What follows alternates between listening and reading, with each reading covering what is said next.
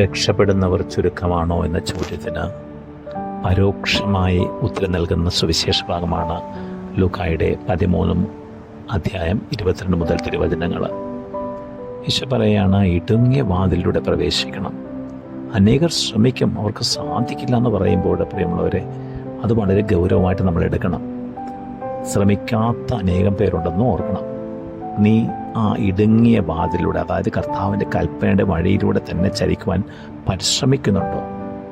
ഇല്ല എങ്കിൽ ഒരുപക്ഷേ സുവിശേഷത്തിൽ ഏറ്റവും നമ്മൾ ഭയപ്പെടുന്ന വചനം അത് ഇവിടെ 13:27 മത്തായിയുടെ 7:23 ആ വചനമുണ്ട്.